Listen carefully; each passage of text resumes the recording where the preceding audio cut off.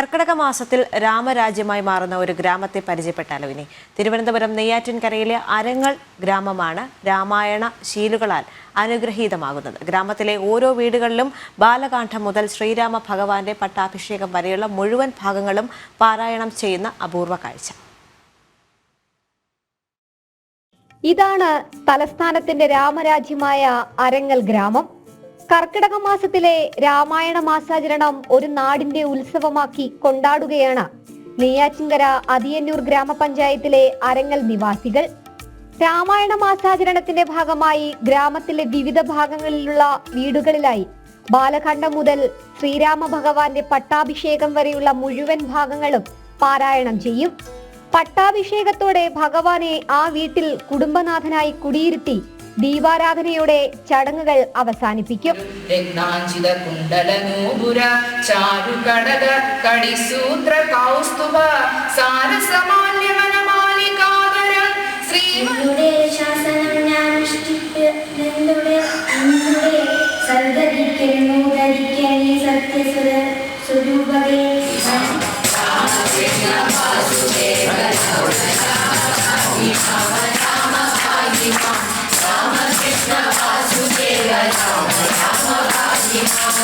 പ്രായമായവർക്കൊപ്പം പ്രായഭേദമന്യേ എല്ലാവരും എത്തും. കൊച്ചുകുട്ടികൾ വരെ രാമായണ പാരായണത്തിന്റെ മുഖ്യ ആകർഷണമാകുകയാണ് ഇവിടെ. കർക്കിടകത്തെ പഞ്ഞമാസമായി കണ്ടിരുന്ന ജനങ്ങൾ ഇന്ന് കർക്കിടകത്തെ ആഘോഷത്തിന്റെ നാളുകളായി കാണുകയാണെന്ന് സംഘാടക സമിതി അംഗങ്ങൾ തന്നെ പറയുന്നു. ആബാലവൃദ്ധം ജനങ്ങളും ഇതിൽ പങ്കെടുക്കുന്നുണ്ട്. നമ്മുടെ നാട്ടിലെ കൊച്ചുകുട്ടികൾക്ക് പോലും ഈ ഒരു രാമായണ മാസാചരണം വന്നതിന് ശേഷം രാമായണം വായിക്കാൻ പഠിക്കണമെന്നും രാമായണം വായിക്കണമെന്നുള്ള താല്പര്യം വന്നിട്ടുണ്ട്.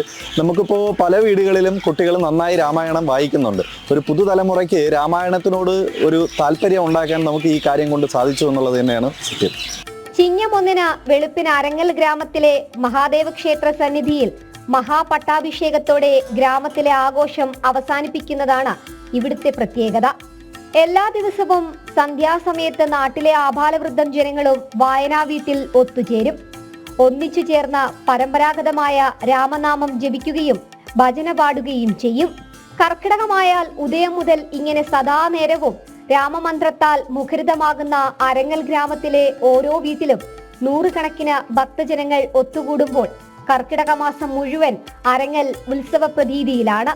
വീടുവീടാന്തരം നടക്കുന്ന ഈ രാമായണ മാസാചരണം ഈ ഗ്രാമവാസികളെ ഒരു കുടുംബത്തിലെ എന്ന പോലെ ഒത്തൊരുമിപ്പിക്കുകയാണ്.